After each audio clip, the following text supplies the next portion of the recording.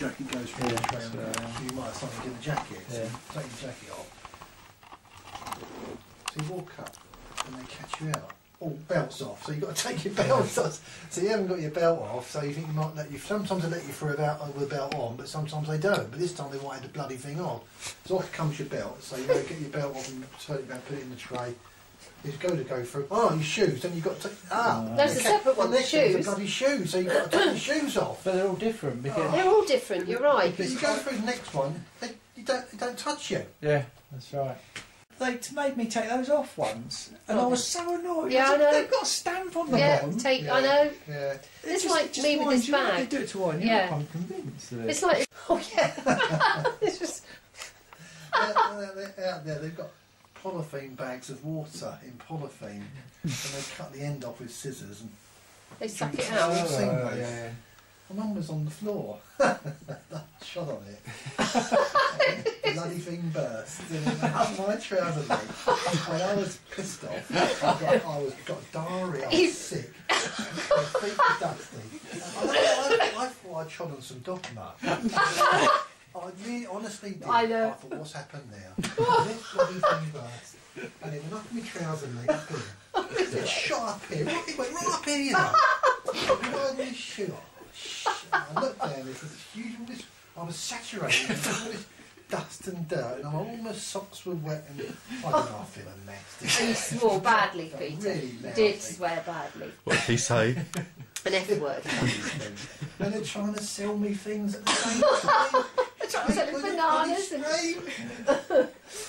But we got across. I'm really fed up, wasn't I? We were one side of this river estuary, and 5 miles across is northern Gambia, and we went across on the ferry, you see, to this place called. It was terrible, and it's a place called Barra, and you go there, and there's no infrastructure there. It's terrible. The Barra really. Hotel.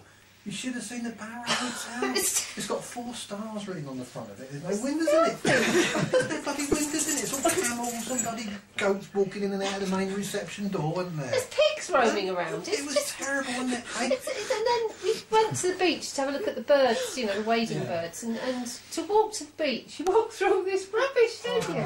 I don't see so much rubbish. There's pigs all wandering around, across the rubbish. This beach that I must say was like paradise, you know, lovely palm trees, you know, it's utter rubbish. And then we came back, so Peter's stomach had started to turn. It was quite hot. It was quite hot. I did not feel and then the chap said, he said, oh, just have a look at our smoked fish factory. Oh, Christ, yeah. They showed us all this smoked fish on these racks. And my stomach turned again, it rolled over. And then he said, look at this one here, he's a big white eye shining. Look at this one here, oh, sick as a dog. Well, you don't even feel sick. And then do you remember him? And he says, and this is where we dry the fish. And there's all this fish out in the sun, all these flies all on it, you know. This is where we dry it. And it's sad. I mean, I'm not mocking it. It sounds awful. It's just, there's just nothing there, you know. Just nothing there. I forgot about that water, Peter. I wonder what I trod on. I just heard this loud bang. It spurted up, didn't it, like a fountain, didn't it? Well, they leave everything on the... They just chuck everything on the floor out there. Coke cans, the lot. Anything, they've got no dustbins. When you walk, you're wading through streets of rubbish and bloody cans, and you know it's on the bloody floor, isn't it? I know. And then when we got back from the ferry on the right side, and Peter had been sick, and we'd disposed of the bag of sick, the taxi, parked the taxi just up the road, if you can call it a road. Road?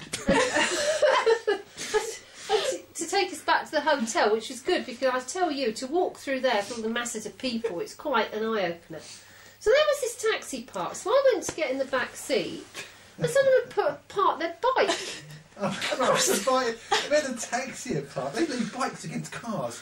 They've got no curb. You usually leave a bike on a curb, they leave them against cars out there. So I couldn't get in the door, so I thought, oh, not a problem, I'll just climb across and get in and climb across the back seat, which is fine.